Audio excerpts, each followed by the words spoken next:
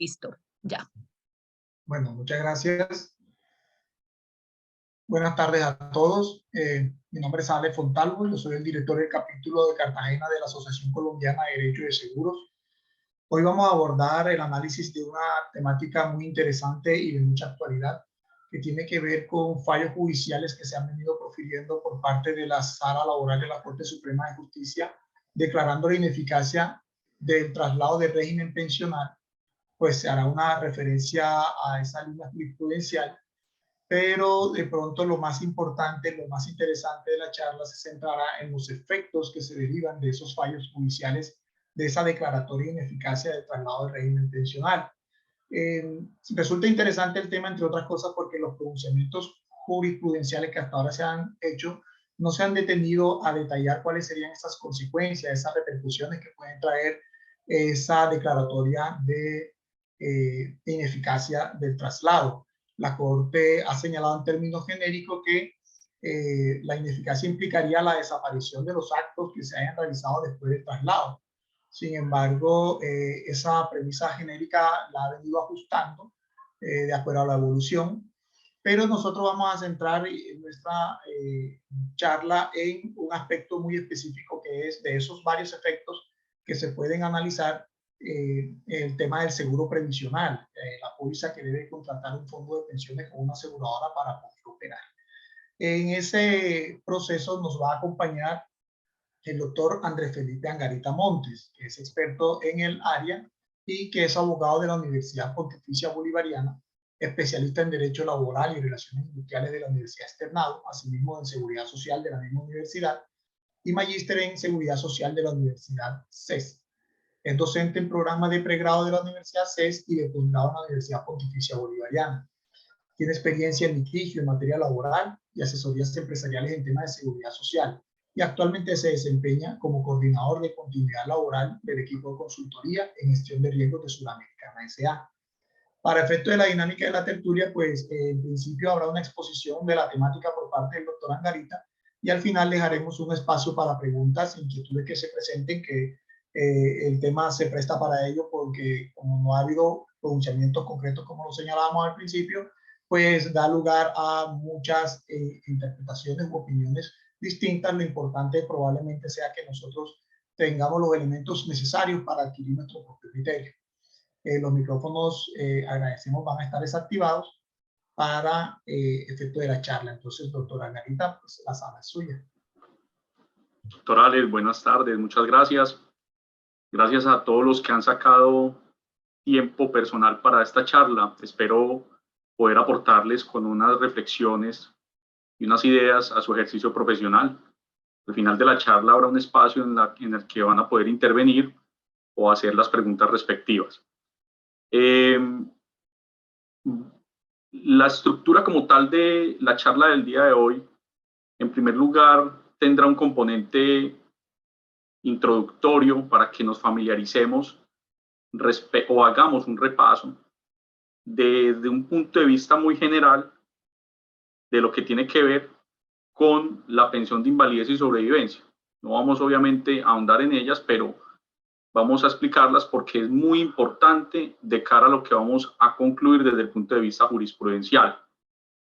En ese orden, continuaremos con una introducción a lo que es el seguro de invalidez y sobrevivencia, más conocido como el seguro previsional en el Sistema General de Pensiones, pasando de igual manera con los elementos de ese contrato de seguro, de ese seguro, de los pronunciamientos que ha habido al respecto en relación con la declaratoria de nulidad, o si debemos hablar de ineficacia de traslado de regímenes pensionales, cuál es como tal el estado del arte en la actualidad, y por último algunas preguntas relacionadas con la eventual posibilidad respecto al llamamiento en garantía por parte de la AFP respecto a la aseguradora de vida que ha expedido las pólizas del seguro de invalidez y sobrevivencia.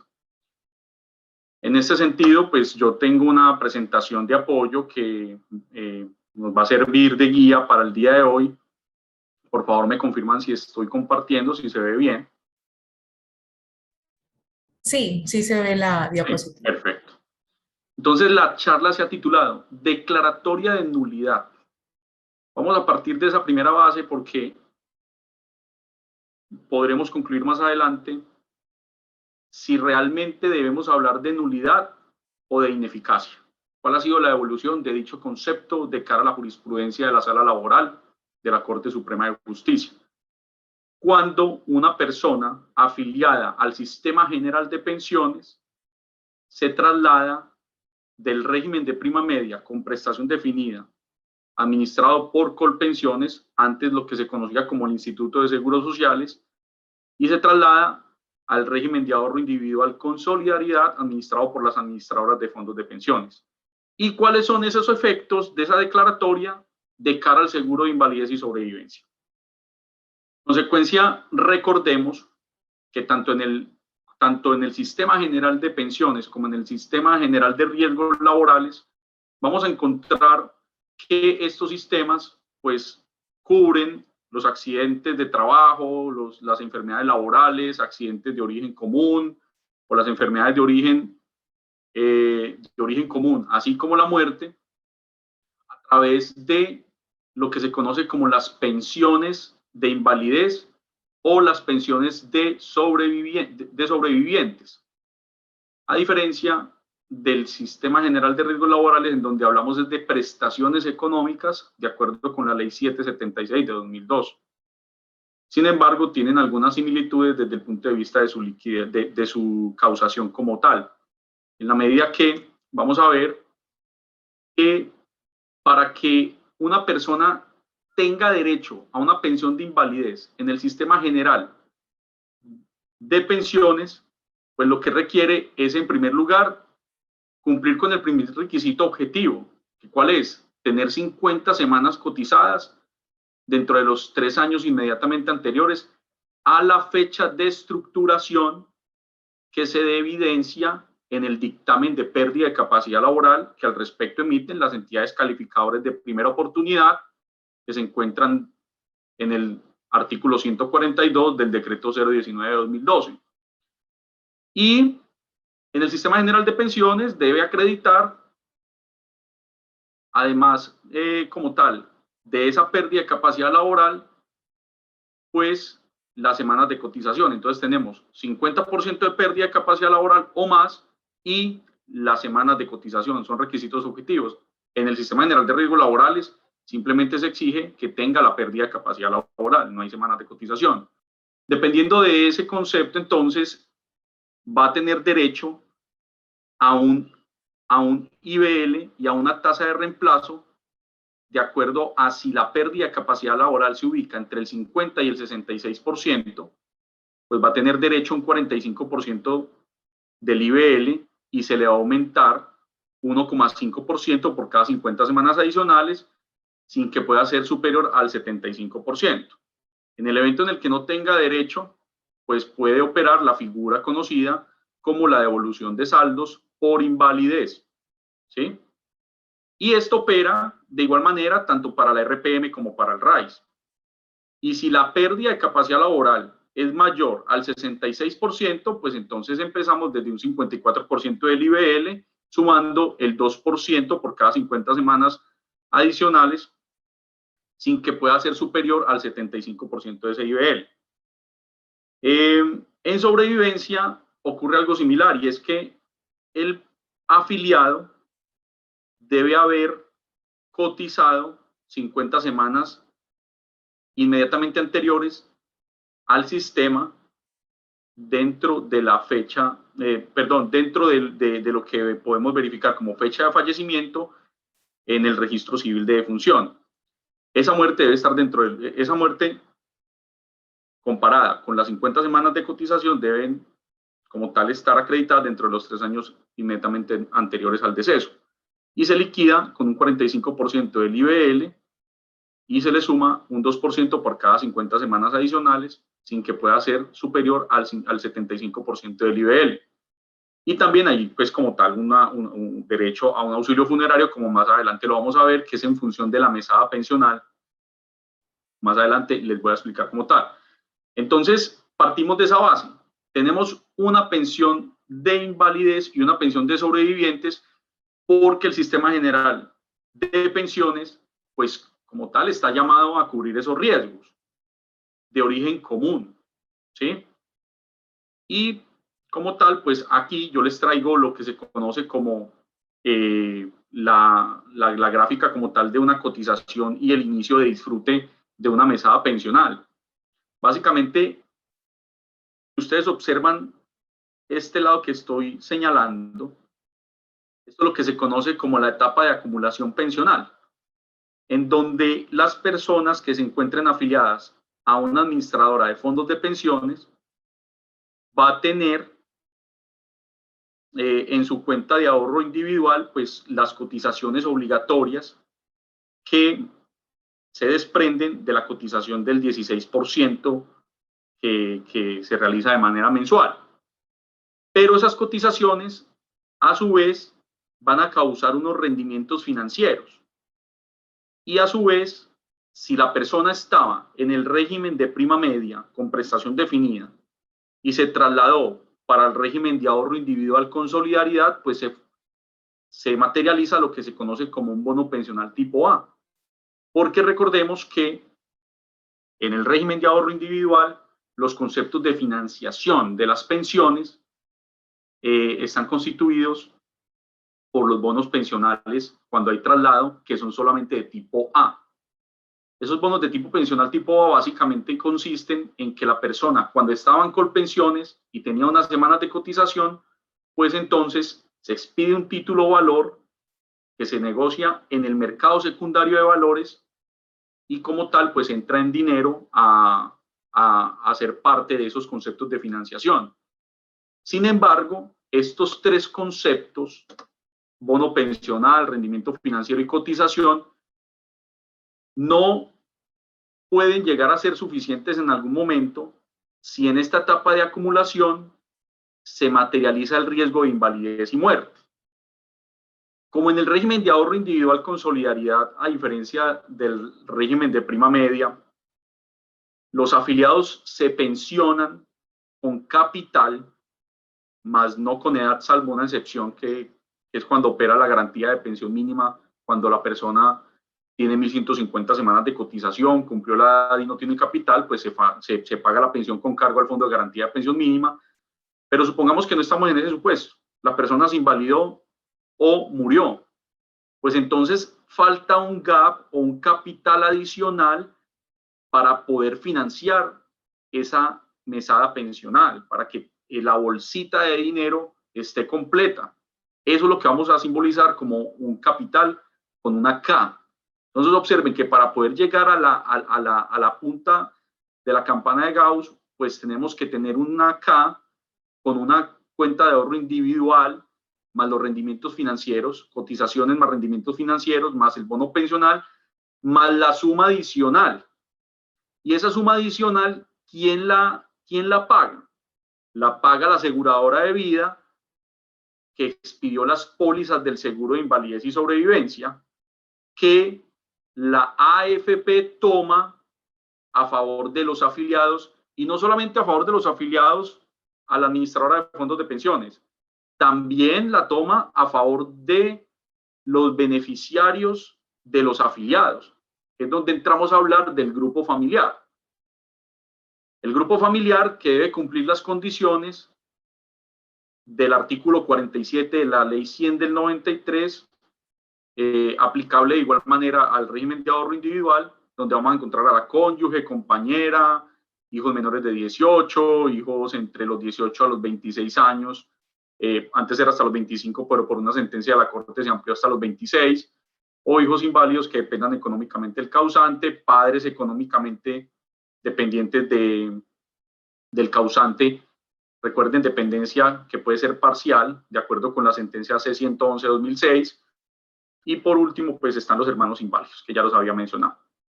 Entonces, esa suma adicional tiene en cuenta todas esas variables y las paga la aseguradora de vida. Grábense, por favor, esa estructura del seguro, porque finalmente, con base en ese contrato del seguro previsional, es que hoy en algunos pleitos están llamando en garantía a las AFP para que cuando se declara la nulidad o la ineficacia de traslado, pues entonces le solicitan a los jueces laborales que se pague esa suma adicional si condenan a la AFP devolver todos esos dineros. Y entonces, cuando ya se paga esa suma adicional, entramos a lo que se conoce como la fase de desacumulación, que es esta que vemos aquí a mano derecha. Y esa fase de desacumulación en el régimen de ahorro individual se materializa a través del pago de unas mesadas pensionales periódicas, como también pasa en el régimen de prima media.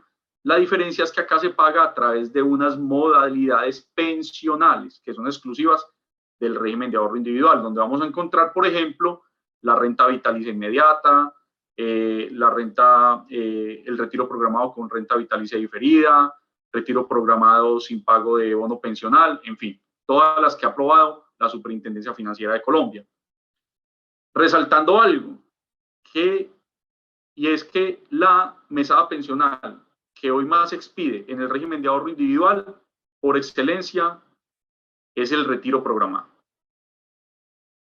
Entonces vemos que de ese 16% va un 11,5% a la cuenta de ahorro individual. Por eso trimestralmente cuando le llega el extracto a quienes estamos en el régimen privado de pensiones, vemos cuenta de ahorro individual, rendimientos financieros. ¿Por qué? Porque no vamos a ver el 1,5% reflejado como cotización, porque ese 1,5% del 16% va al Fondo de Garantía de Pensión Mínima.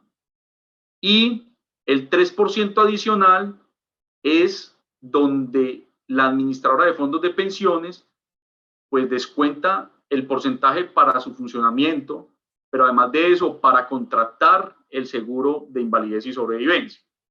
Por eso las administradoras de fondos de pensiones juegan con ese 3% del 16% para su pago. Algunas aseguradoras de vida cobran el 1,8, el 2,1, el 2,2. Entonces, eso entra a ser parte de la negociación propiamente de la licitación que expide la AFP para contratar el seguro de invalidez y sobrevivencia. Pues observen que esa como tal es la prima del seguro. Esa es la prima del seguro que paga la AFP y que cuando se declara la nulidad de traslado es la que los jueces ordenan reintegrar 100%. Lo que pasa es que, como lo decía el doctor Alex al inicio de la charla, hoy no hay una postura o no se ha abordado por parte de las altas cortes cómo debe gestionarse el seguro de invalidez y sobrevivencia de cara a la nulidad. Simplemente dicen, retornen todos los dineros como si nunca hubiera existido traslado, incluyendo las primas del seguro previsional. Más adelante vamos a ver cómo es la condena como tal. Vemos que el seguro de invalidez y sobrevivencia cubre los riesgos de invalidez, los riesgos de muerte, la incapacidad temporal, porque la incapacidad temporal la paga la administradora de fondos de pensiones entre el día 180 y 540 de origen común, siempre y cuando haya concepto favorable de rehabilitación emitido por el médico tratante adscrito a la EPS del trabajador.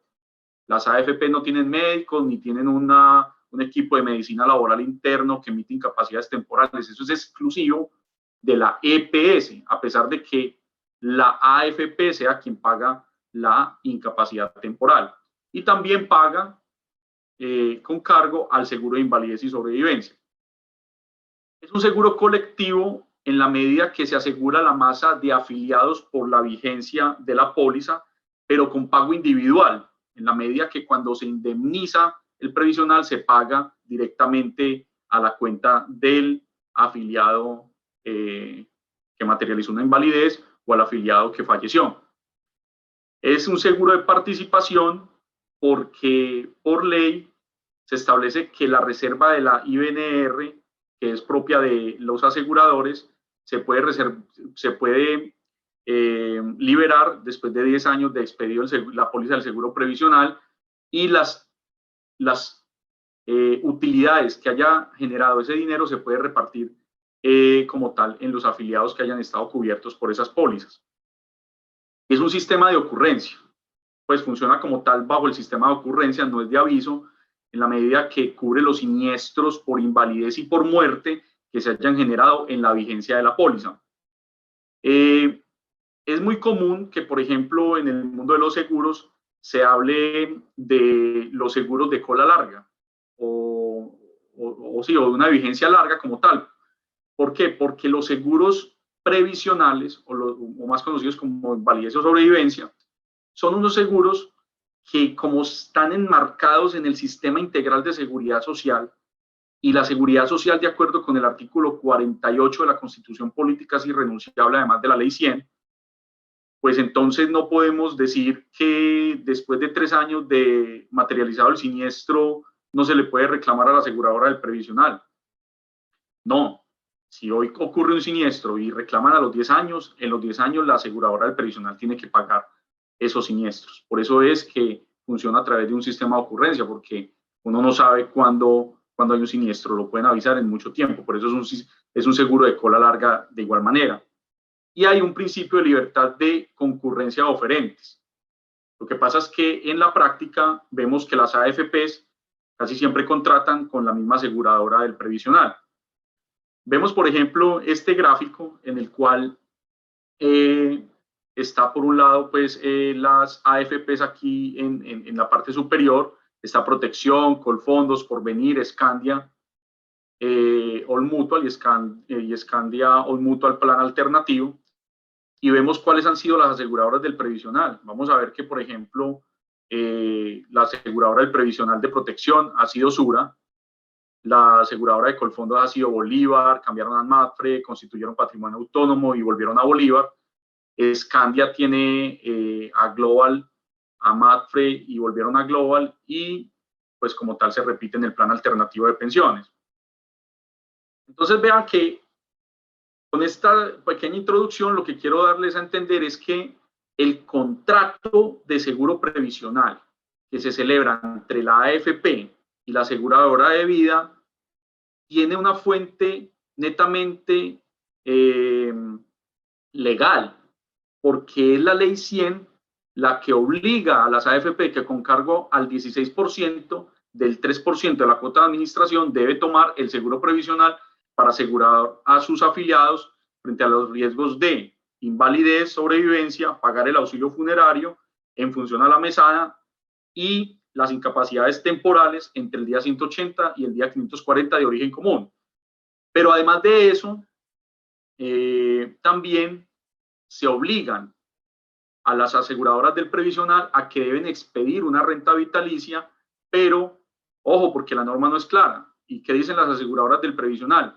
Si bien yo cotizo con una realidad, con unas variables actuariales, de acuerdo a mi percepción del riesgo, a pesar que el Ministerio de Hacienda tiene unas fórmulas para calcular esos capitales, hay ciertas fórmulas actuariales que inciden desde la percepción que tiene el asegurador y calculan la prima de una manera a fecha de celebración del contrato del previsional.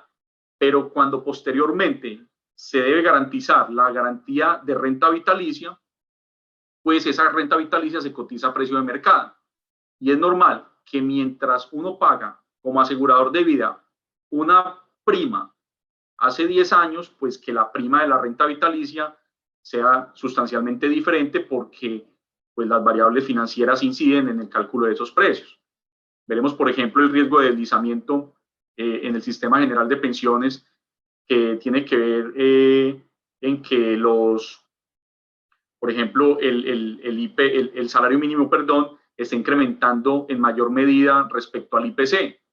Entonces, por eso es que hay pensiones, como por ejemplo el retiro programado, en donde disminuye su poder adquisitivo en el tiempo. Y ese riesgo financiero lo asume el pensionado.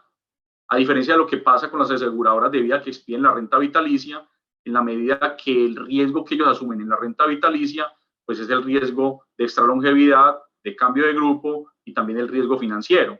Entonces, ese riesgo financiero, como lo tienen que tasar en la prima, pues lo incluyen, y por eso es que hoy hay un descalce, por así decirlo, entre la prima del previsional y la prima de las rentas vitalicias. Entonces, ¿cuáles son esos elementos del seguro previsional? Hay un interés asegurable por parte de la AFP en la invalidez y en la muerte de sus afiliados, pero también hay un riesgo asegurable que es esa invalidez y esa muerte. Además de la prima del seguro que se deriva de una cotización obligatoria al Sistema General de Pensiones y la obligación condicional del asegurador es asumir esos riesgos en la vigencia pactada de la póliza. Por tanto, pues ya luego de esa introducción que dimos, pues debemos empezar a abordar lo que tiene que ver con la ineficacia y o nulidad de traslado de régimen pensional. Porque entonces, ¿qué es lo que está pasando hoy en la práctica? Hoy muchas personas que se trasladaron cuando los fondos de pensiones empezaron a regir en Colombia, están viéndose obligados a acudir a los jueces laborales a demandar la nulidad de ese traslado, porque alegan que ellos desconocían cuáles eran las consecuencias, porque les prometieron mesadas más altas, que podían retirar su dinero en cualquier tiempo. Pero de entrada tengo que decirles algo, y es que la ineficacia tiene una norma especial, y al ser una norma especial, pues prevalece sobre las normas del Código Civil. Esa norma especial es el artículo 271 de la Ley 100 de 1993, que es la base como tal en la que la Corte Suprema de Justicia hoy nos dice que se debe declarar la ineficacia y no la nulidad. Más adelante lo vamos a ver. Sin embargo, ese artículo establece que el empleador y en general cualquier persona natural o jurídica que impida o atente en cualquier forma contra el derecho del trabajador a su afiliación y selección de organismos e instituciones de seguridad social será acreedor a las sanciones de las autoridades como tal del ramo.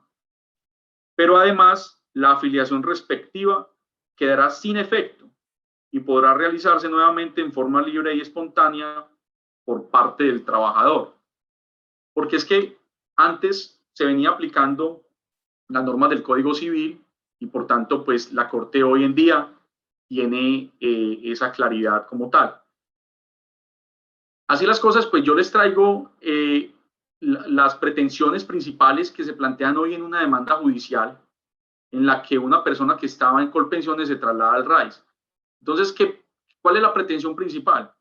Que se declare la nulidad de la vinculación al RAIS administrado por la AFP que se demande en su momento. Yo no solicitaría la nulidad, yo solicitaría la ineficacia del traslado por esta norma especial y porque ese es el estado del arte en la actualidad por parte de la Sala Laboral de la Corte Suprema. Que se ordena a Colpensiones a registrarlo en el régimen de prima media, como si nunca hubiera existido traslado. Es decir, volver a las cosas al estado anterior. Y que se paguen los intereses de mora desde que se negó la autorización de traslado por demora injustificada.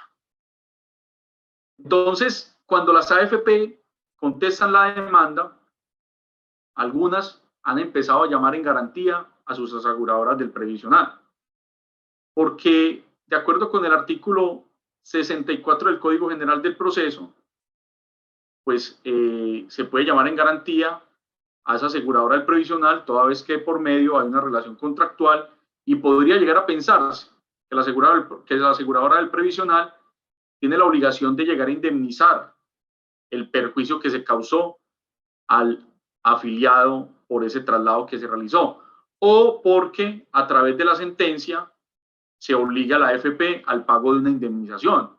En esos términos es que lo dice el artículo 64 del Código General del Proceso.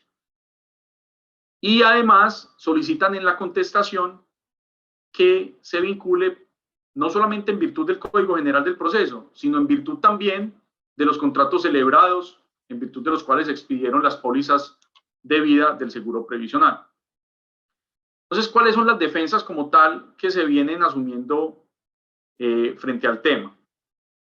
Las AFP establecen que el desconocimiento del sistema general de pensiones por parte de los afiliados no genera un vicio en el consentimiento y que de llegarse a generar un vicio en el consentimiento, pues se trata de una nulidad que es saneable de acuerdo con lo establecido en los artículos 1743 y 1750 del Código Civil. Y además se ha podido evidenciar que las AFPs también alegan que el hecho de haber permanecido muchos años en el RAIS después de su traslado de régimen pensional o de haberse trasladado entre administradoras de fondos de pensiones del RAIS es una fiel muestra de lo que quería el demandante al permanecer tanto tiempo en el RAIS. Es decir, él nunca tenía una voluntad de trasladarse de régimen pensional. Y también alegan que la obligación de asesoría no estaba vigente durante todo lo que llevamos de la ley 100 del 93, pero lo fundamentan en la ley 1748 de 2014 y en el decreto 2071 de 2015. Y pues como lo decía inicialmente, el error de derecho no vicia al consentimiento, norma tomada expresamente del Código Civil. Observen que en ningún momento la defensa citó el artículo 271 de la ley 100 del 93. Nunca hizo referencia a la ineficacia. Y tampoco hizo referencia a que siempre ha existido una obligación de asesoría o la obligación o el deber del buen consejo por parte de las administradoras de fondos de pensiones. Entonces, ¿cuáles son los argumentos como tal que ha asumido la Corte Suprema de Justicia? La Corte Suprema de Justicia dice que debe aplicarse la ley 100 del 93 de manera preferente, no el Código Civil. Es decir, principalmente no se debe aplicar el artículo 1509, que es el que establece que el error sobre derecho no visa al consentimiento. Y eso lo podemos evidenciar, por ejemplo, en una sentencia que es la que les traigo acá de la Sala Laboral con radico 4360 de 2019. Y además de eso nos dice claramente que la obligación de informar los riesgos por parte de las AFPs siempre ha estado vigente en la ley 100 del 93. Las AFPs siempre han tenido la obligación de decir cuáles son las ventajas o desventajas de estar en el RPM o en el RAIS. Y si bien hoy hay una doble asesoría, sobre todo cuando se llega a la edad de convergencia pensional, que es esa edad cuando uno va a cumplir los 10 años para poderse trasladar de régimen pensional, pues no solamente la doble asesoría, pues ya existía, o sea, como tal, ya no es que existiera una doble asesoría en el Sistema General de Pensiones cuando entró en vigencia, y a pesar de que la doble asesoría inició en el año 2014, ya había un deber de buen consejo, como lo dije inicialmente, ya había una obligación de debida asesoría desde el punto de vista técnico, en donde le mostraran las ventajas, desventajas, con información clara, comprensible, teniendo en cuenta además que las AFP son las expertas en asesorar en materia pensional, no los afiliados. Y pues alegar, por ejemplo, que haber firmado de manera libre y voluntaria el formulario de afiliación es una prueba suficiente para que se pudiera evidenciar que no había un vicio en el consentimiento, lo reitera la Corte Suprema de Justicia. No es una prueba suficiente como tal para demostrar que se cumplió con el deber de asesoría pensional. Por ejemplo, en ese orden, la Corte Suprema de Justicia también ha argumentado que la carga de la prueba se encuentra en cabeza de la administradora de fondos de pensiones. El demandante no tiene por qué demostrar que lo asesoraron, que fueron diligentes con él. A él le basta simplemente con decir que no le dieron la asesoría y pare de contar. Mientras que la AFP tiene la obligación de demostrar su obligación o el cumplimiento del deber del buen consejo. Luego de esos argumentos que les he planteado, vemos que las decisiones que hoy está tomando la Corte Suprema de Justicia básicamente es que se declare la ineficacia del traslado, es decir, como si nunca hubiera existido. Y en ese orden, la AFP la condenan a devolver a Colpensiones el capital acumulado en la cuenta de ahorro individual. Primer concepto de financiación que vimos inicialmente. Los rendimientos financieros. A mí me llama la atención un poco que condene a devolver los rendimientos financieros.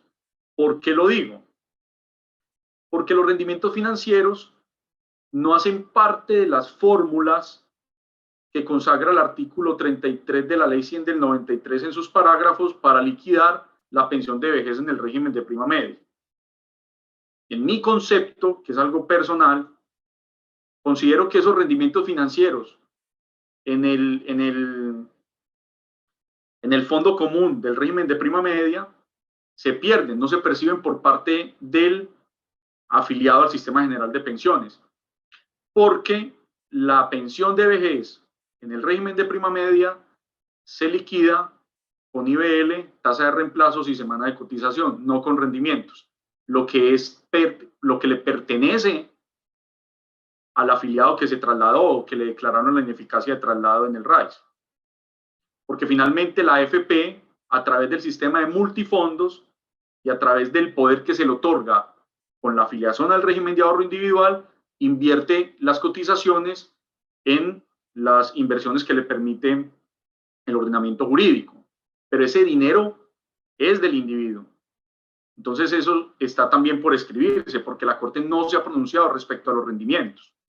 Los bonos pensionales a que haya lugar, claro, como se causó el bono pensional tipo A, pues hay que devolver el bono pensional a Colpensiones. Colpensiones lo tendrá que recibir como un bono pensional tipo B, porque tendrá que convertir lo que era dinero y que se podría llegar a negociar en el mercado secundario de valores a semanas de cotización.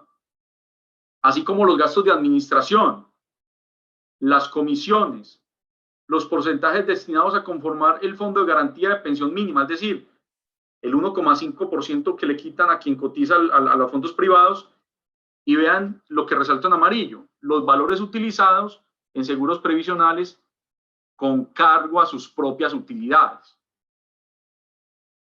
Hemos indagado si jurisprudencialmente las altas cortes se han manifestado respecto a la relación contractual que existe entre la AFP y las aseguradoras de vida. Y por el momento ahí no hay un pronunciamiento de fondo sobre el tema. Simplemente lo que se entra a analizar por parte de la Corte básicamente es que como se declara la ineficacia, básicamente es como si nunca hubiera existido traslado al régimen de ahorro individual. Y por tanto, como esos dineros, como ese traslado se derivó por una omisión por parte de la AFP, pues no tendría lugar a que se devuelvan esos dineros. Por ejemplo, cuando hablamos de, más adelante también lo vamos a ver, cuando hablamos de la diferencia entre nulidad o ineficacia de traslado de afiliado o de pensionado, la Corte sí ha sido muy reiterativa en analizar la situación cuando es el pensionado, porque sí entra a explicar que la aseguradora de vida asumió unos riesgos durante una vigencia y que eso es propio del contrato de seguro. Pero cuando es el afiliado, aún no ha entrado propiamente a analizar la figura. Entonces, ¿cuál ha sido el desarrollo como tal de esa jurisprudencia? Porque lo que les acabo de decir es reciente. No siempre ha sido así. A partir del 2008, la Sala Laboral sentó su primer precedente. Y es que le dijo a las AFPs en ese año que el buen consejo y la diligencia se traduce en el traslado y la idea de diligencia en la asesoría pensional se traduce en el traslado de la carga de la prueba como tal a la AFP como entidad demandada, y que la declaratoria de nulidad, porque en ese momento sí se declaraba la nulidad, operaba hacia futuro y a partir de la notificación de la sentencia. Sin embargo, entre los años 2014 y 2017 se introduce el análisis como tal del artículo 271 de la Ley 100 del 93. Aquí les traigo como tal la sentencia, porque la omisión de la información como tal no deriva en nulidad. Es decir, no se puede alegar el error de derecho como vicio del consentimiento de acuerdo a lo que establece el artículo 1604, pero como les decía, esto sucede en la medida que el 271 es una norma especial y posterior que se encuentra en la Ley 100 del 93, que establece la ineficacia. Y en el 2019 nos dice la sala laboral algo muy importante, y eso lo debemos tener presente en nuestro ejercicio profesional. Y tiene que ver con que no es necesario que exista expectativa pensional o derecho causal para que se materialice la sanción de la ineficacia del artículo 271. Porque es que también se ha podido observar en algunas sentencias que la defensa, perdón, que el demandante se desgasta explicando que a él le convenía más estar en el RPM, que él tiene una vida laboralmente activa y que por tanto él espera que en los próximos 10 años su IBL va a ser muy bueno. Contratan como tal actuarios particulares, nombran actuarios auxiliares de la justicia, pero la Corte Suprema de Justicia ya lo que ya tiene establecido, y es lo que se aplica hoy en día, es que se analiza específicamente el acto jurídico de traslado. Nada más. Ese como tal es el objeto del litigio. No se analizan expectativas pensionales o que el derecho ya estuviera causado. Eso no es necesario para poder entrar a solicitar la nulidad o ineficacia de traslado. Y la acción de ineficacia es imprescriptible, en la medida que, como lo mencionaba inicialmente, al igual que el seguro previsional es un seguro de cola larga, como el derecho a la pensión es un derecho de crédito periódico que se generan en tiempo, la acción no caduca, pero sí prescriben las acciones de acuerdo con la prescripción trienal que tenemos en el ordenamiento jurídico laboral. Y recientemente, en sentencia, la Sala Laboral de 2021, en sentencia 373, estableció que es diferente la declaratoria de ineficacia si se trata de un pensionado o si se trata de un afiliado. Como lo decía, esto es diferente en la medida que en el pensionado hay una situación jurídica consolidada en la que ya se negoció el bono pensional, ya se dirimió, ya se pagó, ya pasó por todos los estados como tal del bono, ya hubo pago del seguro previsional, se causaron las cuotas de administración. Ahí es un poco más amplia la Corte, pero cuando es de afiliado, la ineficacia de traslado no entra como tal a explicarlo. Pero sí nos dijo algo importante, y es que el pensionado que se vea afectado por no haberse trasladado en la oportunidad de vida o porque hubo una omisión en el deber de información por parte de la AFP, podrá acudir contra la AFP, pero en una demanda de responsabilidad civil por los perjuicios. Entonces ahí ya tenemos también dos escenarios que tenemos que analizar de cara al seguro previsional, porque nos venimos preguntando si al seguro previsional lo pueden llamar en garantía por la ineficacia cuando demanda el afiliado o por la ineficacia cuando el derecho pensional ya se materializó. Y ojo con esto, ¿qué pasa cuando opera la devolución de saldos y se declara la nulidad o la ineficacia de traslado vía sentencia judicial? En ese punto, lo que se ha dicho es que si bien la persona cumplió la edad y por una indebida asesoría, por ejemplo, le dijeron que no tenía el capital suficiente para pensionarse, entonces opera la devolución de saldos. Además, porque no tenía la garantía de pensión mínima, porque tampoco tenía 1.150 semanas cotizadas al sistema. Entonces, lo que ha dicho la Corte Suprema es que, hombre, si bien el afiliado que le devuelven el dinero posteriormente se da cuenta que sí tenía derecho, porque hubo un error en la asesoría, sí tenía derecho a la pensión de vejez, entonces lo que opera es el fenómeno de la compensación. Y será la AFP, con cargo a las mesadas pensionales, la que deberá, como tal, financiar los intereses y las cuotas adicionales que se requieren para cumplir la financiación de la mesada pensional. Lo mismo tendrá que hacer Colpensiones, si se declara la ineficacia de traslado, tendrá que operar el fenómeno de la compensación, y así lo vienen hoy como tal declarando los jueces, además porque alegan o argumentan, perdón, que el afiliado que luego fue pensionado es un acreedor de buena fe. Entonces, la postura actual se puede resumir de la siguiente manera. Las AFP siempre han tenido la obligación de entregar información clara y precisa sobre las ventajas, desventajas y riesgos de cada régimen pensional. No se trata de un juicio de conveniencia de régimen pensional, y la ineficacia se analiza frente al acto jurídico de traslado. No hay nada más que analizar.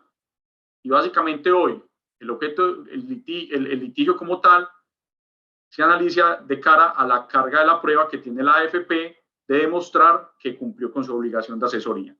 De lo contrario, las probabilidades de éxito de quien demande esa ineficacia o nulidad llamada por otros, pues va a ser alta. Entonces nos hacemos las preguntas, las siguientes preguntas.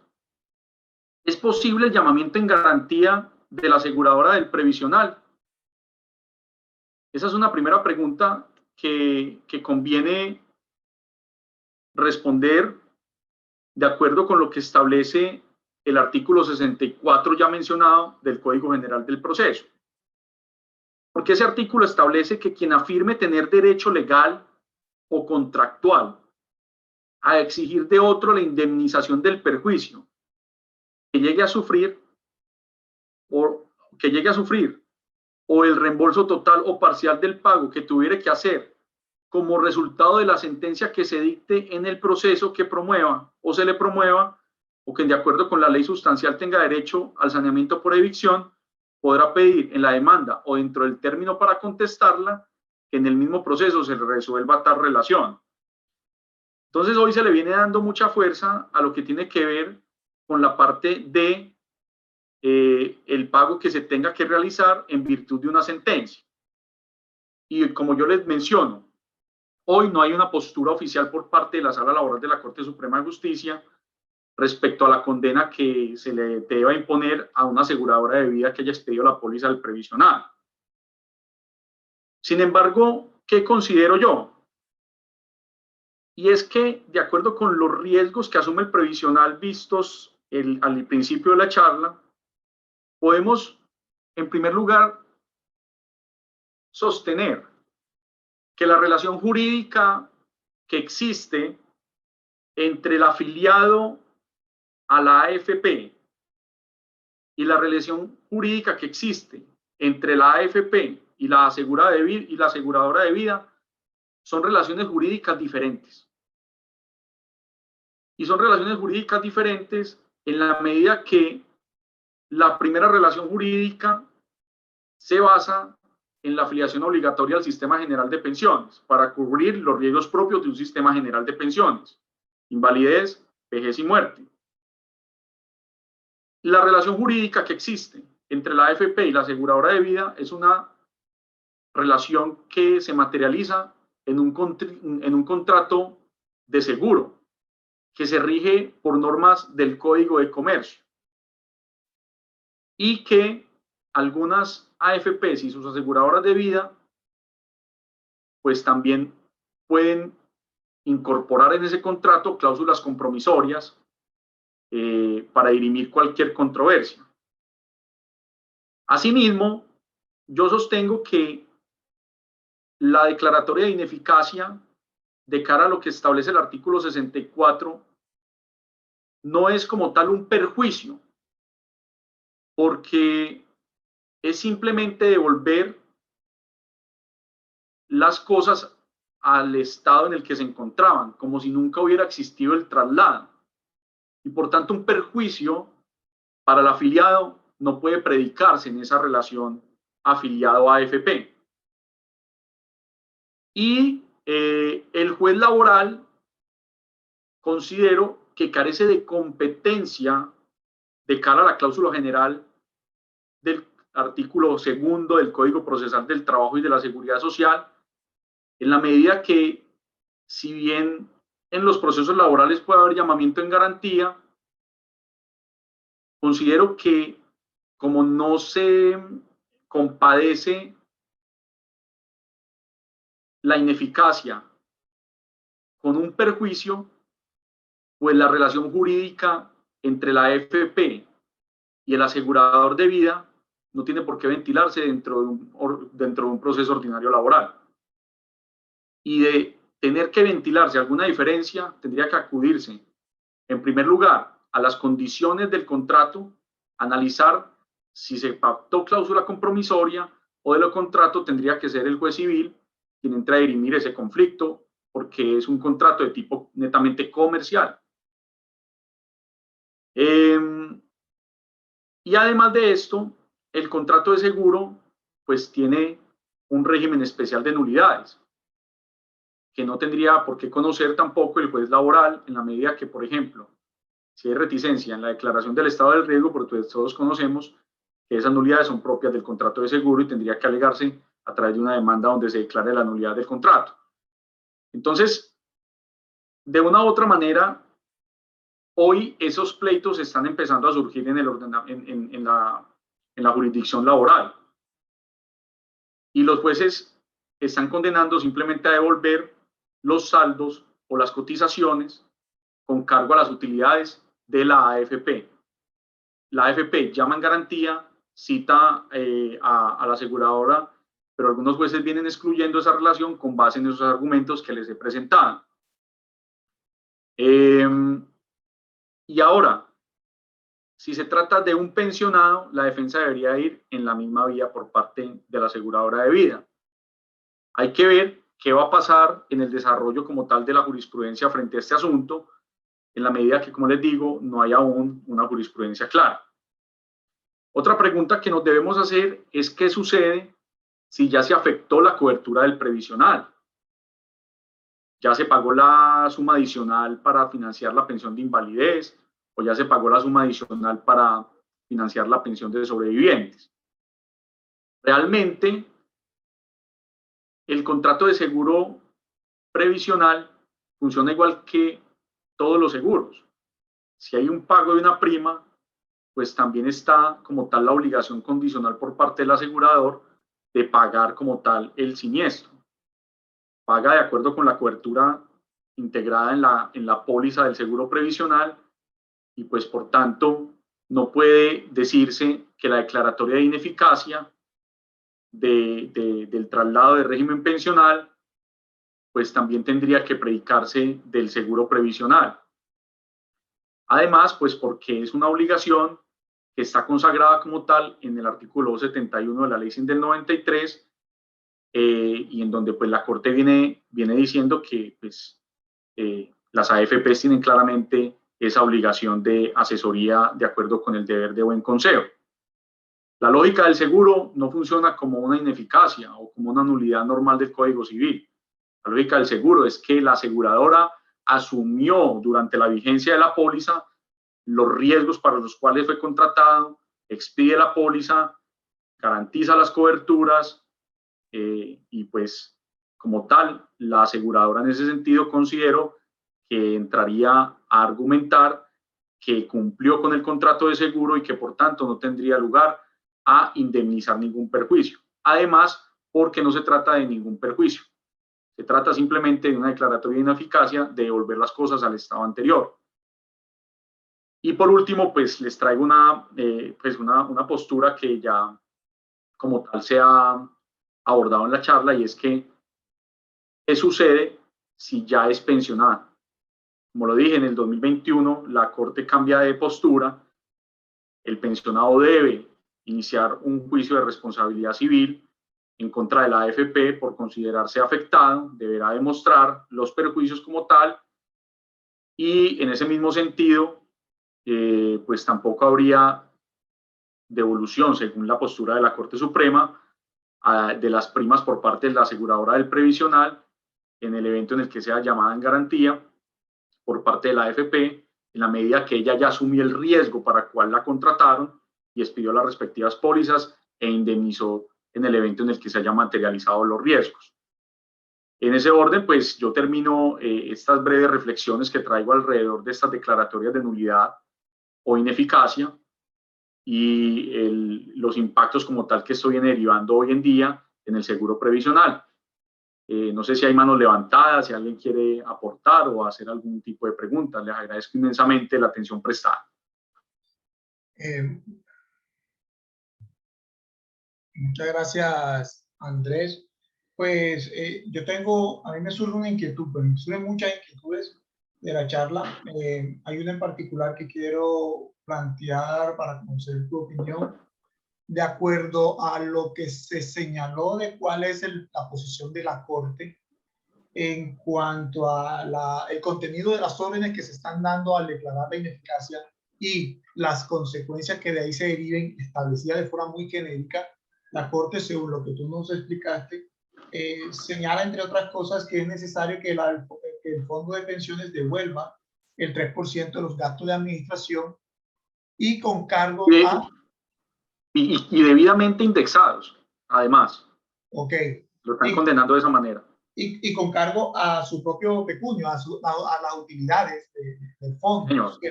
Sí, señor. En ese sentido, yo podría entender que aunque la Corte no haya desarrollado el tema, como lo hemos señalado acá, podríamos pensar que la línea que comienza a desarrollar la Corte es de pronto el de respetar, como tú lo decías al final de la charla, el contrato de seguro, como el del seguro previsional, establecer su validez por el momento que estuvo vivo y no entrar a, digamos, tratar de hacer desaparecer los efectos del seguro previsional como tal, sino que hasta donde estuvo vigente existió, tuvo validez y no se mete esta sentencia o esta decisión judicial a desentrañar o a tratar de hacer desaparecer los efectos que se hayan derivado de la celebración de ese contrato de seguro. Doctor Alex, así es. La Corte Suprema no se ha manifestado, no ha hecho un análisis respecto a la ineficacia y el impacto en las pólizas del seguro previsional. Ha sido pues como muy respetuosa de esa relación contractual y simplemente se ampara en principios generales de seguridad social, deber de información, artículo 271 como norma especial y listo. Como las cosas vuelven a su estado anterior y hay un principio de sostenibilidad financiera del sistema general de pensiones, pues ellos dicen, si bien hubo un error suyo como AFP, pues hombre, devuelva todo al estado anterior. ¿Eso qué implica? Que el 16% de las cotizaciones vuelven intactas a donde tuvieron que haber estado y no entra ni siquiera a analizar qué pasa con el 3%, si paga un porcentaje de ese 3% de equivalente, por ejemplo, al 2.1 o al 1.8, devuelva solamente el costo de administración y el resto ya se toma como prima de vengada por parte de la aseguradora. No analiza nada. Íntegramente traslada pues íntegramente traslada el capital y básicamente eso es lo que está hoy en día en el estado del arte de la jurisprudencia. Bueno, muchas gracias. Estoy aquí consultando el chat a ver, parece que hay unas inquietudes.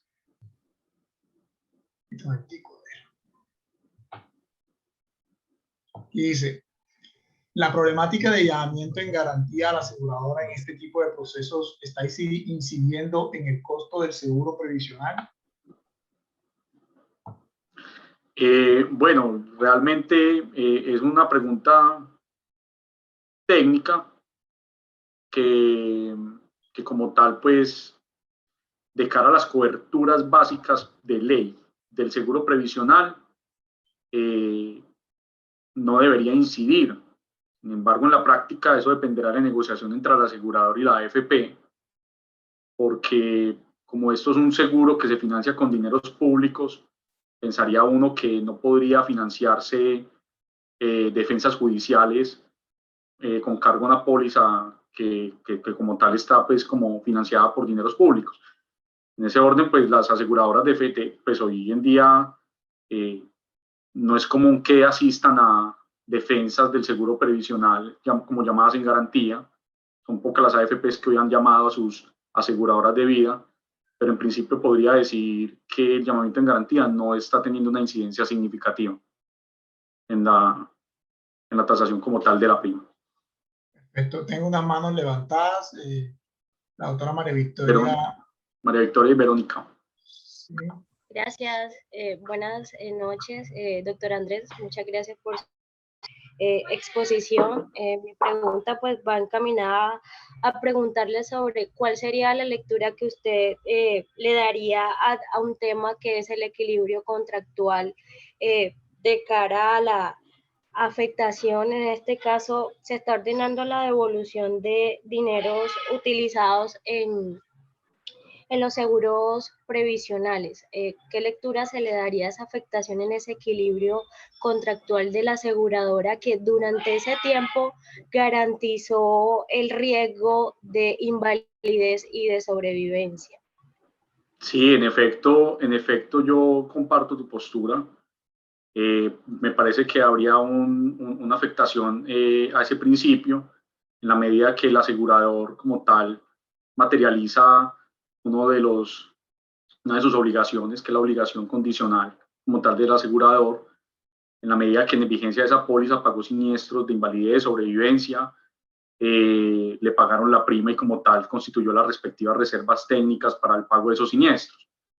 Eso no es tampoco algo gratuito, porque la superfinanciera pues constantemente está monitoreando las reservas de las aseguradoras para el pago de estos conceptos, y como tal pues al cumplir con toda su carga administrativa, operativa, el pago de los siniestros, asumir el riesgo de acuerdo con lo que hoy exige el ordenamiento jurídico, me parecería que sería un desequilibrio como tal del principio que citas. Y en ese mismo orden, pues yo al menos hasta lo que hoy comparte la sala laboral, manifiesta la sala laboral de la Corte Suprema, pues yo también comparto la postura de no haber entrado hasta ahora a referirse sobre el asunto, en la medida que la ineficacia es devolver todo al estado anterior. Es algo que no tendría por qué entrar a analizarse como un desequilibrio en la ecuación contractual del contrato. No creo que sea de competencia o del resorte de un juicio laboral. Muchísimas gracias, si me lo permiten. Tengo otra duda, y bueno, es sobre el tema de la indemnización plena de perjuicios. Creo que usted hace alusión a una demanda que leía, donde la persona estaba pidiendo perjuicios morales. ¿Es viable hacer ese tipo de peticiones, y de pronto cómo sería digamos, el camino para hacer esa solicitud? ¿Cómo probaría si es posible que efectivamente se acuda ante la jurisdicción civil a pedir este tipo de perjuicios? Bueno, pues lo que la Sala Laboral de la Corte Suprema recientemente dijo es que se puede acudir en un juicio de responsabilidad civil derivado de esa omisión en la obligación de asesoría para quien ya tiene la calidad de pensionada. Así pues, de cara a la indemnización plena de perjuicios, yo considero que podría ser perfectamente, pues serían viables siempre y cuando se demuestren en juicio. No hay una limitante como tal, y podría, como bien lo manifiesta, doctora, si lo logra demostrar, citarlos y solicitarlos en la demanda. Sin embargo, a la fecha todavía no hay una línea jurisprudencial sobre perjuicios morales de quienes son pensionados y solicitan la indemnización plena de perjuicios. Esa línea jurisprudencial tendrá que empezar a escribirse, pero en mi concepto sí se podrían demandar. Doctor Andrés, ya le voy a dar la palabra a la otra Verónica. Pero sobre ese punto, para que no se me pase el tema que acaba de plantear la doctora Barrios, en la indemnización plena de perjuicios se traduciría, por ejemplo, por dar un ejemplo, si hay una diferencia en las mesadas pensionales finalmente tasadas en el régimen de ahorro individual frente a la que eventualmente le correspondería en Colpensiones, esa diferencia podría ser el contenido de la indemnización de perjuicios. Es decir, si por cualquier circunstancia, para ponerlo más claro, terminé con una pensión de 2 millones reconocida por el Fondo de Pensiones Privado, pero si me hago el cálculo, en Colpensiones debieron darme 7 millones. Hay una diferencia de 5 millones. esa diferencia de 5 millones es constitutiva de los perjuicios que la sala laboral está sugiriendo. ¿Usted puede reclamar esos perjuicios al fondo de pensiones? La sala laboral no nos ha explicado específicamente que esa sea la indemnización pecuniaria, por así decirlo. La indemnización, en mi concepto, tendría que ir en la vía de reconocer la diferencia de lo que le correspondería estando en el RPM y la diferencia de lo que le reconocieron en el RAIS. No se ha abordado, por ejemplo, qué pasa cuando está en retiro programado, en donde el pensionado asume el riesgo financiero, el riesgo de descalce de su mesa pensional, versus un criterio de objetivo, como se liquida hoy de acuerdo con el artículo 33 de la ley 100, en el RPM. Entonces, sí, yo considero que si la persona logra demostrar esa diferencia, pues ahí estaría la prueba de la indemnización como tal en dinero de manera objetiva. Desde el punto de vista subjetivo, pues yo acudiría a los criterios que hoy se aplican de manera auxiliar, en la medida que, por ejemplo, un señor de la tercera edad, que como consecuencia de lo que podía haber devengado en el RPM, se le causa una angustia, se le causa una enfermedad, obviamente tendrá que ser debatido de manera probatoria, pero si lo logra demostrar, una pérdida de oportunidad, un perjuicio moral, no sé, pues tendrá que ser valorado por el juez. Pero hoy la sala laboral aún no ha hecho esa clasificación en sede de nulidad de traslado por parte de pensionados. Esa, en mi concepto doctoral, es esa indemnización que usted me está diciendo, esa diferencia como tal en dinero no cubriría los perjuicios morales, solamente la diferencia en dinero de su mesada. Muchas gracias, doctora Verónica. Muchas gracias, doctor Alex. Doctor Andrés, muchas gracias por su exposición. Un tema muy interesante y yo creo que de mucha actualidad en este momento. Quisiera hacer una pregunta puntual en relación con lo que preguntaba la doctora María Victoria hace un momento, y es relacionado con la posición actual de la Corte Suprema de Justicia respecto a la posibilidad que tiene un pensionado de demandar la nulidad o ineficacia, ¿verdad? Los últimos pronunciamientos nos dicen que definitivamente el pensionado ya no tiene esa posibilidad por las consecuencias jurídicas que eso tendría de retrotraer todo, ¿verdad? Y entonces se abre la puerta a la indemnización de perjuicios. En ese punto tengo una primera inquietud, y es, definitivamente, pues de acuerdo con su intervención, entiendo que su posición es que esto debería llevarse ante un juzgado civil, un juez civil y no laboral. Esa es la primera inquietud, ¿no? Si debería ser ante un juez civil o un juez laboral. Y el otro punto es, como este es un pronunciamiento tan reciente del 2021, seguramente se quedaron muchos procesos en el camino donde demandaron por nulidad o por ineficacia y no contemplando esta posibilidad de obtener una indemnización de perjuicios. Es decir, hoy el juez laboral posiblemente tiene muchos casos donde se pide nulidad de traslado o ineficacia del traslado y ya no puede declararlo porque así lo dice la jurisprudencia últimamente. Entonces, ¿será que el juez laboral en sus deberes y en su posibilidad de fallar ultra y extrapetita podrá adecuar esas pretensiones de la demanda y en lugar de reconocer una nulidad a ese pensionado que lo está solicitando, una ineficacia, reconocer una indemnización de perjuicios si lo encuentra aprobado dentro del proceso? Doctora Esas Verónica, son no, mis excelentes preguntas. Yo considero que vamos a entrar a una discusión muy similar a lo que pasa cuando había responsabilidad laboral o responsabilidad patronal, donde se podía demandar ante los jueces civiles, los jueces laborales, se citaba la cláusula general de competencia. Yo considero, por ejemplo, que la indemnización plena de perjuicios podría demandarse ante los jueces laborales de acuerdo con la cláusula general de competencia del Código Procesal del Trabajo, del artículo segundo, la medida que para mí eso es una controversia derivada de una relación entre un afiliado o un pensionado con su entidad administradora de fondos de pensiones como entidad de la seguridad social. Ahora, en cuanto a lo que el juez pueda fallar ultra y extrapretita, yo considero que nos vamos a encontrar más que todo es frente a un problema probatorio, porque los demandantes que en su momento demandaron como tal la nulidad de traslado, seguramente no enfocaron sus esfuerzos a demostrar perjuicios, sino simplemente a solicitar esa nulidad por la omisión en el deber de información. Yo considero que no, que debería ser una demanda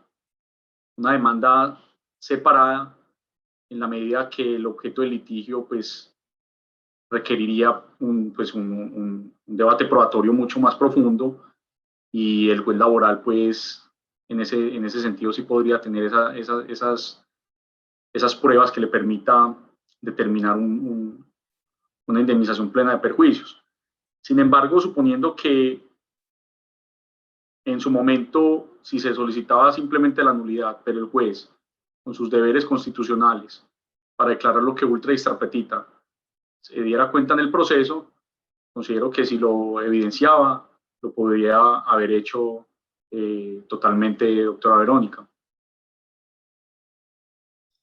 Bueno, muchas gracias. Antes de darle la palabra a la doctora Cristina Morelos, leo una que fue enviada al chat. Dice: doctor, en cuanto a los rendimientos, si el resultado de la ineficacia es volver todo al estado anterior y son producto de la administración de la AFP, ¿cree usted procedente que estos en una eventual sentencia permanezcan a favor del fondo? Yo precisamente hice referencia en la charla al tema porque los rendimientos financieros no son de la administradora de fondos de pensiones. Recuerden que es un concepto de financiación de la mesada pensional. Y pues a mí me llama la atención porque los rendimientos financieros, al ser un concepto de financiación y al ser producto de la inversión en el sistema de multifondos por parte de la AFP, le corresponden es al afiliado que cotiza como tal al sistema. Además que de esas inversiones, las AFP cobran unas cuotas de administración. Entonces ellos no tienen por qué enriquecerse a futuro si se llegara a declarar que deben devolver esos rendimientos como tal. En ese orden, hoy la consecuencia del traslado de régimen pensional es que esos intereses están quedando en colpensiones, pero no entran propiamente a incidir en la fórmula de liquidación de las pensiones de vejez. Entra la masa común y pare de contar. Aún no la Corte no se ha pronunciado al respecto y por tanto, pues es el afiliado quien pierde esos intereses. En mi concepto, esos intereses son de propiedad del afiliado que se traslada.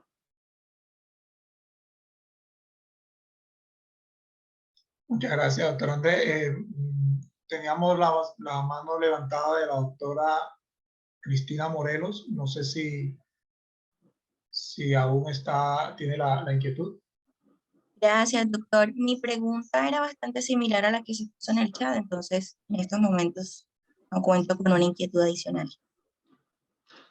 Pero hay una pregunta adicional. ¿Qué comentario le merece la sentencia de la Sala Laboral 2929-2022 de la nulidad de traslado de un pensionado en procura de lograr un aumento de su pensión? La postura que me merece a mí es que, la nulidad o la ineficacia de traslado, recordemos que se analiza, es el acto de traslado particularmente considerado. Independiente si el pensionado tiene posibilidades de aumentar o no su mesada pensional, ese no será el argumento base para que le otorguen el derecho. El derecho se lo podrán otorgar y como consecuencia, o como se puede decir, una consecuencia accesoria, si le aumentan la mesada pensional, pues muy bueno por el pensionado, pero el argumento tendrá que ser la omisión en la entrega de la información por parte de la AFP. Gracias, doctor. Aquí tenemos otra inquietud. Dice, ¿hay algún antecedente judicial en el que se haya aceptado la solicitud de llamamiento en garantía realizada por la AFP a la aseguradora? ¿O hasta ahora los jueces no se han pronunciado de fondo sobre la controversia entre AFP y aseguradora porque no se ha aceptado la vinculación de esta última a un proceso? Bueno, en la sala laboral, como tal, no se ha manifestado frente al llamamiento en garantía. Y en los juzgados ordinarios, en los tribunales, admiten el llamamiento, pero excluyen a la aseguradora en la medida que consideran que es una relación jurídica diferente y que no tiene nada que ver con la ineficacia. Como lo decía, o sea, ojalá la Corte Suprema ya nos hubiera dado esa claridad. ¿Dónde sí hay seguridad jurídica y dónde sí se ha manifestado la Corte? Cuando no se trata de conflictos derivados de ineficacia de traslado, sino de conflictos en los que sí se materializó el siniestro y no hubo traslado. Por ejemplo, el trabajador o el afiliado que estaba en un fondo privado y sufre un accidente de origen común, le niegan la mesada pensional, entonces demanda a su AFP, la AFP llama en garantía, pero es porque el riesgo sí se asumió, que sería el riesgo que se debate en el proceso, que sería la financiación de la pensión de invalidez. Ahí sí habría una relación contractual, un perjuicio como tal, porque pues la AFP paga la prima y si se niega, pues puede llamar en garantía a la aseguradora de vida para que procesalmente pague la suma adicional que le corresponde. De eso sí hay pronunciamientos de la Sala Laboral de la Corte Suprema. Frente al tema de ineficacia, lastimosamente no se han metido con el tema. Muchas gracias, doctor Andrés. La doctora Olga López tiene la mano levantada. Sí, muchas gracias, doctor Alex. Buenas noches, doctor Andrés. Bueno, quisiera hacer quizá una pregunta relacionada con el llamamiento en garantía. Esto en el escenario del proceso laboral en que eventualmente el juez decida acceder a las pretensiones del llamamiento en relación con la devolución de la prima, ¿podría plantearse alguna manera para determinar el monto exacto a devolver por concepto de la prima del seguro? ¿O quizá el mecanismo para determinarlo? Pues es una pregunta que no es de índole jurídico, es una pregunta muy técnica, porque en la práctica esas primas son tasadas por actuarios. Y pues depende de los riesgos que se consideraron al momento de tasarse esa prima. Como te digo, si bien el 3% es, desde el 3% de la cotización al sistema sale la prima, esto depende de la negociación que haga la AFP con la aseguradora del previsional.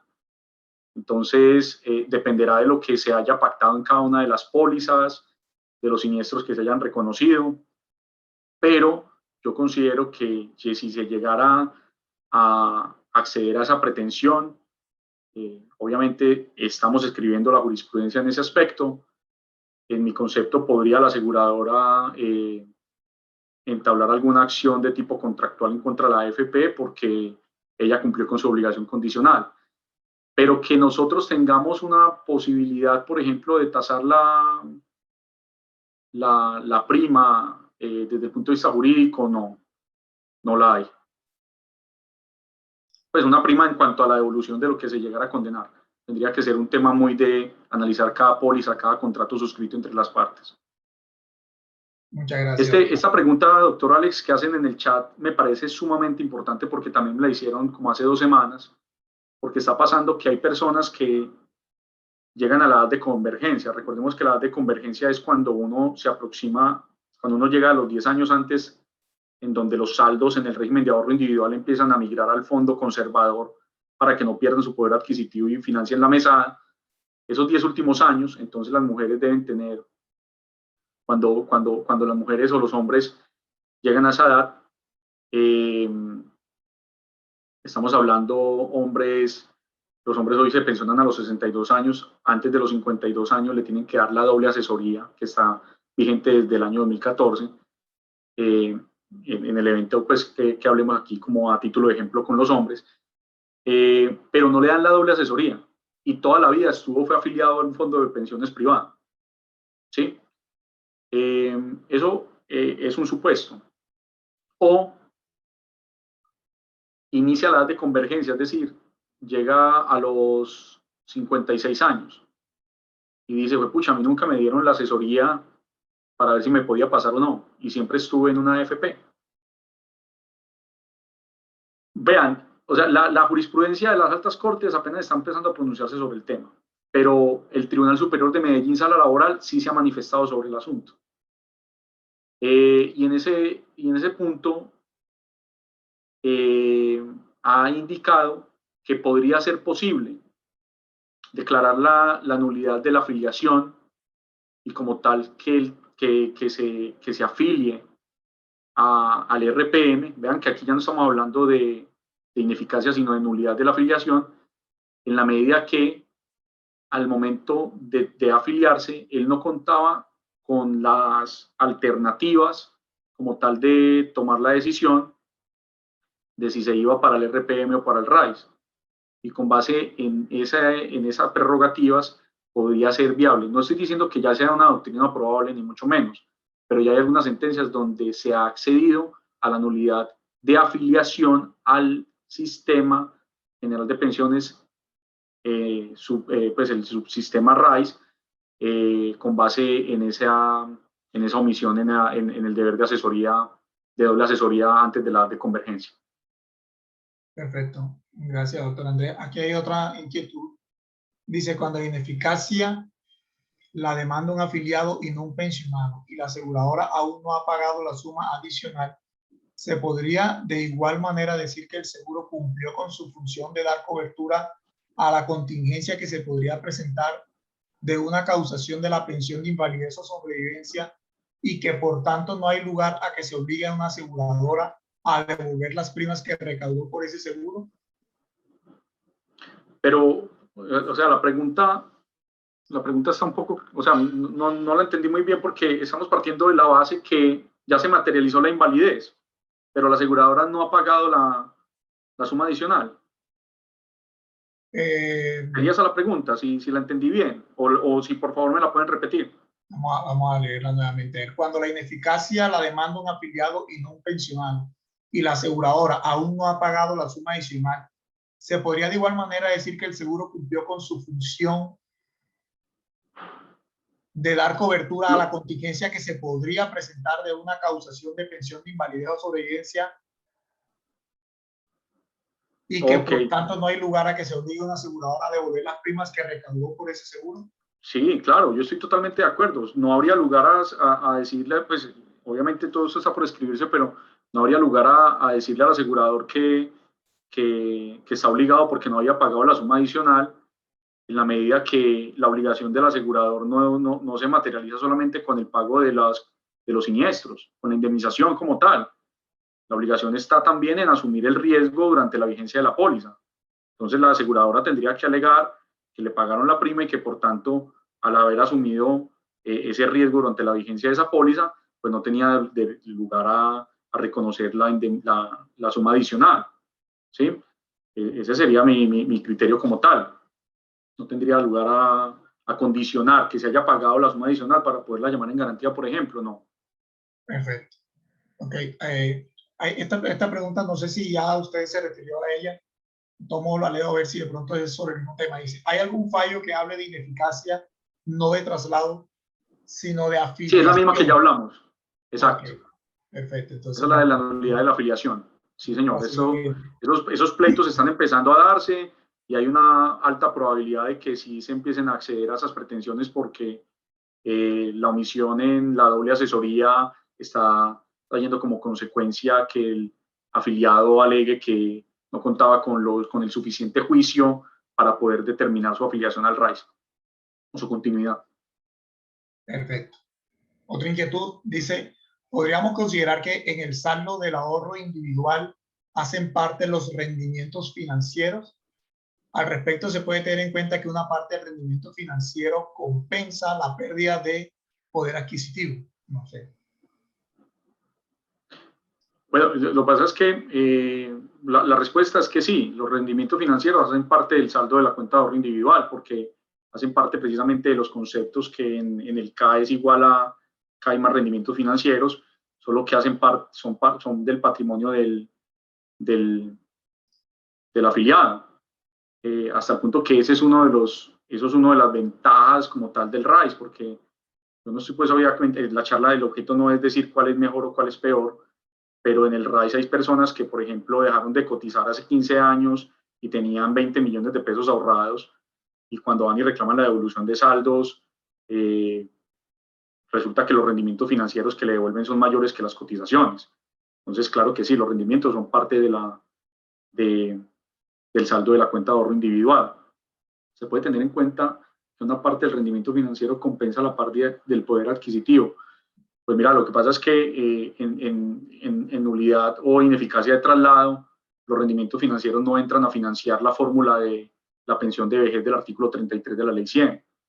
Básicamente se financia es con cargo a los saldos del fondo común del RPM, en donde me imagino que ahí tendrán que estar, porque esos rendimientos pues tendrán que destinarse al pago de algún concepto pensional en el RPM, pero como tal no entrarían en la fórmula a compensar el poder adquisitivo.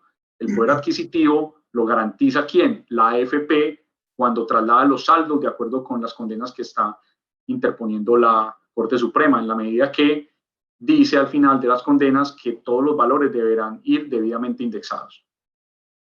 Ok, gracias. Otra inquietud dice, ¿cómo se materializa la ineficacia en el caso de un pensionado que está en el RAIS pensionado bajo modalidad de renta vitalicia?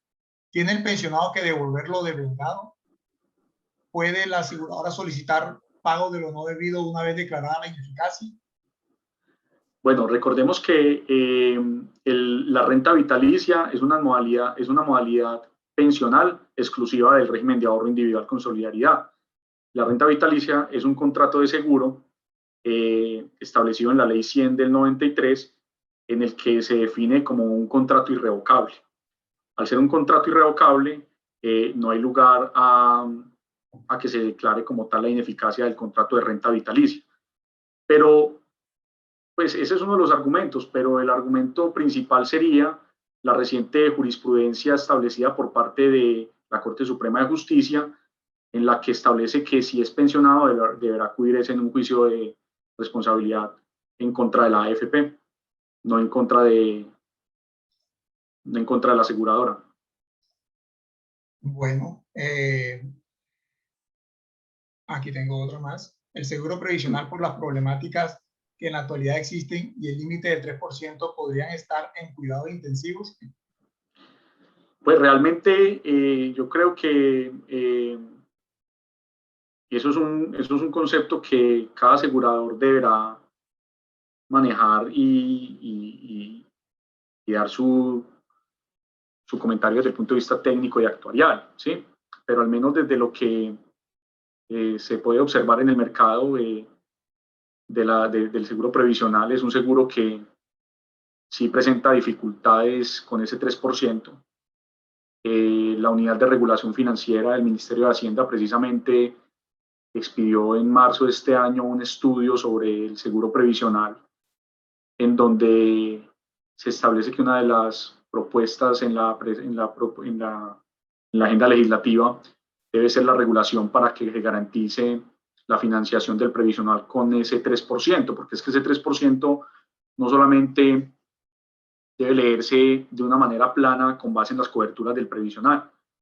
Ese 3% tiene que analizarse también con todas las variables técnicas que inciden en la estimación de los riesgos y en la asunción como tal de esos riesgos. Por ejemplo, el riesgo de deslizamiento pensional.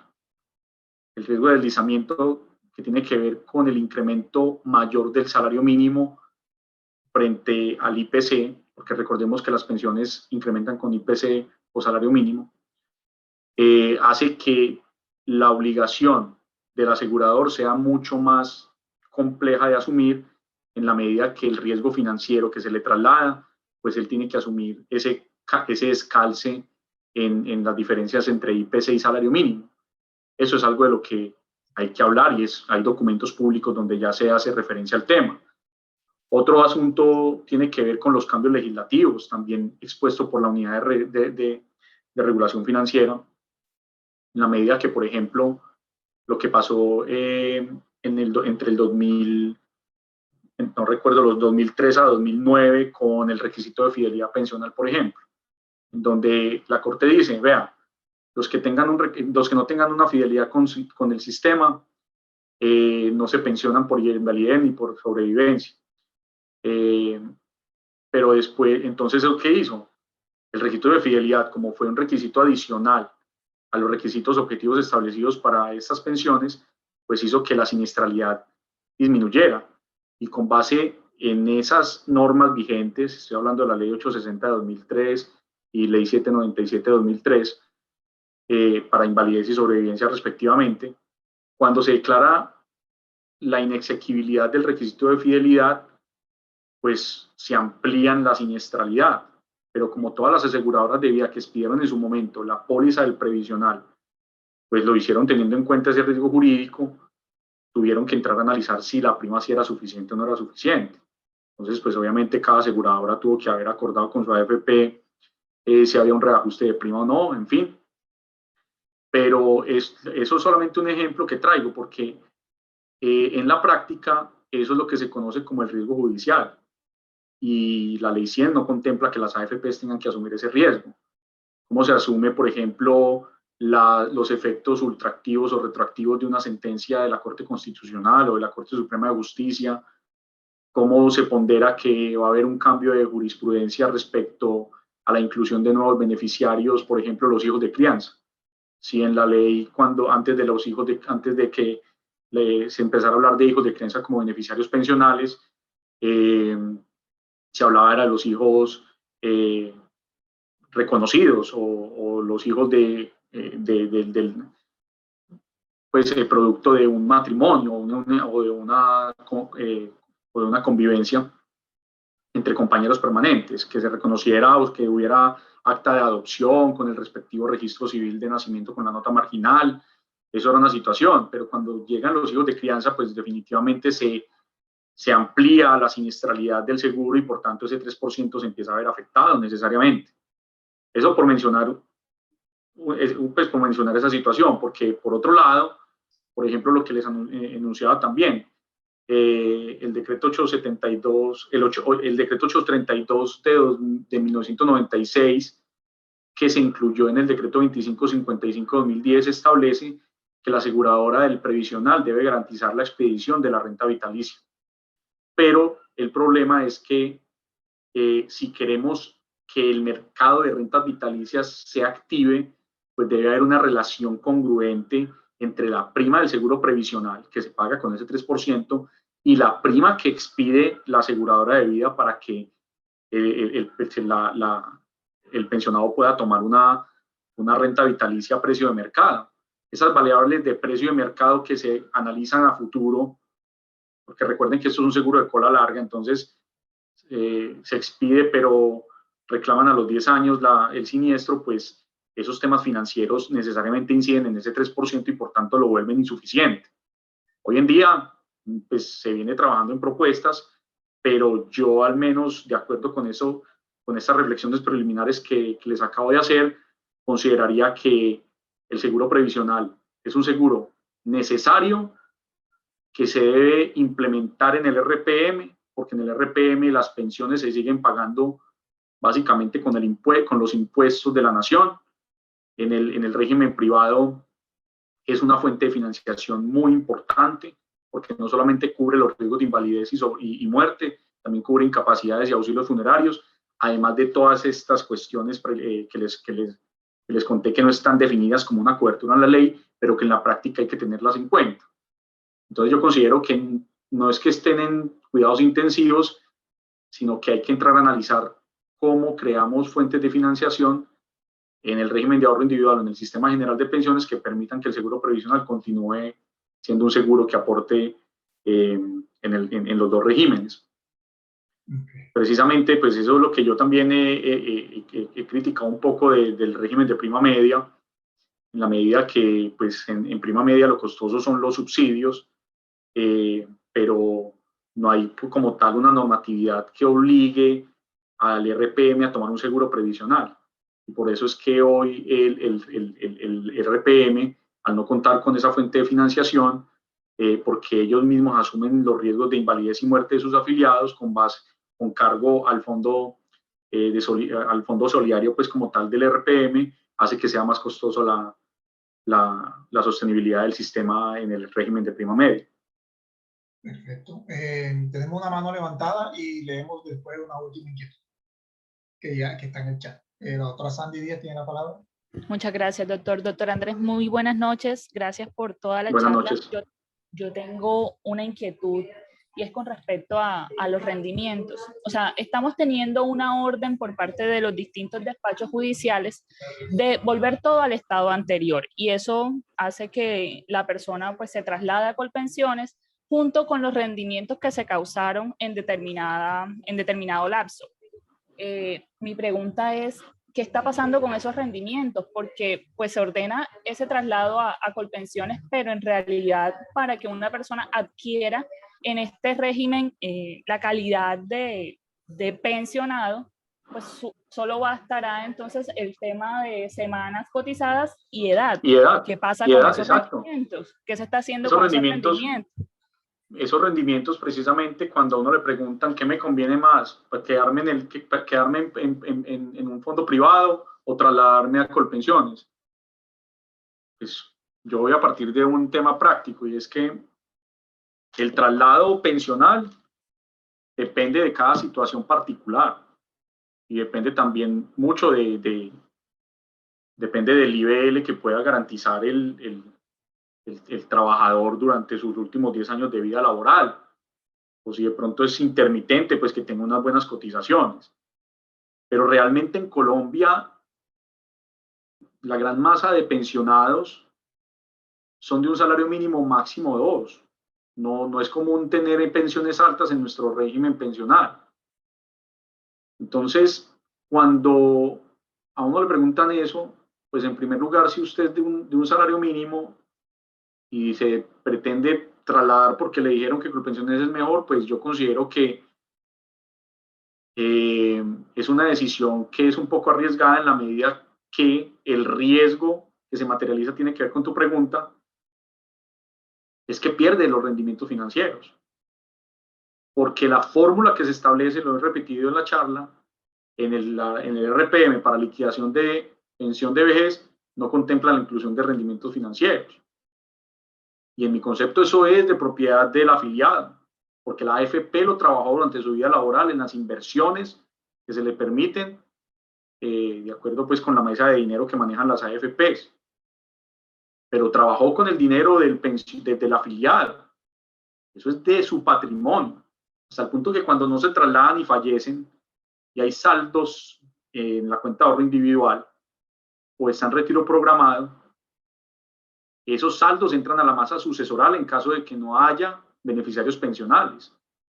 Y esos saldos incluyen las cotizaciones más los rendimientos financieros y el bono pensional. En Colpensiones los rendimientos financieros no se incluyen. Y tampoco está incluido dentro de la fórmula de la indemnización sustitutiva. Entonces, ¿qué pasa con esos rendimientos? Hoy, de acuerdo con lo que se ha podido analizar, se están perdiendo en cabeza de quien se traslada, porque igual le van a aplicar la fórmula del RPM. Esos rendimientos finalmente quedan en Colpensiones. Correcto. Bueno, aquí subieron otras inquietudes. Doctor, dice la doctora Cristina Morelos, No. si bien la relación jurídica suscrita entre la AFP y el afiliado es de connotación voluntaria y la sostenida entre la aseguradora y la administradora del fondo es legal, ¿cómo es posible declarar la ineficacia de uno y no del otro si el seguro previsional es consecuencia de la afiliación? Bueno, el seguro previsional es consecuencia de la afiliación, pero es un seguro que igual se materializa a través de la expedición de una póliza y de un contrato que se rige por normas de Código de Comercio. Y lo que explica la Corte Suprema es que como la consecuencia de la ineficacia es como si nunca se hubiera dado el traslado, es como si nunca se hubiera celebrado ese contrato. Y por tanto, toda vez que fue un error en cabeza de la AFP, no le trasladan en este momento, lo digo así pues porque el comentario tiene que ir en esa vía, no sabemos el estado de la jurisprudencia si llega a cambiar, no condenan a devolver esa prima. Además porque la aseguradora asumió el riesgo y cumplió con su obligación. Pero si bien es una consecuencia, también es cierto que hay libertad de concurrentes en la oferta del previsional y no necesariamente tenía que ser una otra aseguradora la que expidiera el previsional. Podría ser cualquiera de las que hay en el mercado que estuviera interesada.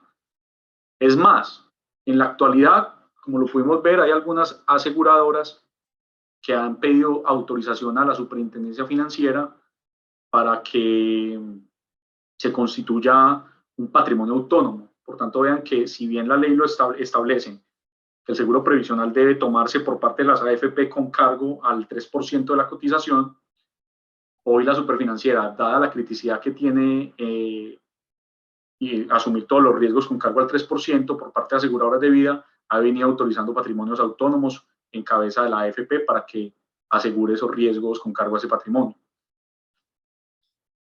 Listo, doctor Andrés. Tengo pues varias inquietudes más. Voy a darle curso a un par más y ya le terminamos. Dice, doctor, le agradezco todo lo expuesto en lo que atañe a los rendimientos financieros. Parece que es un tema que ha despertado mucho interés, el de los rendimientos financieros. Objeto de traslado a la AFP del régimen de prima media con prestación definida y provenientes del régimen de ahorro individual con solidaridad. ¿Bajo qué concepto está ingresando a la AFP y cuál es su destinación legal al interior de la AFP?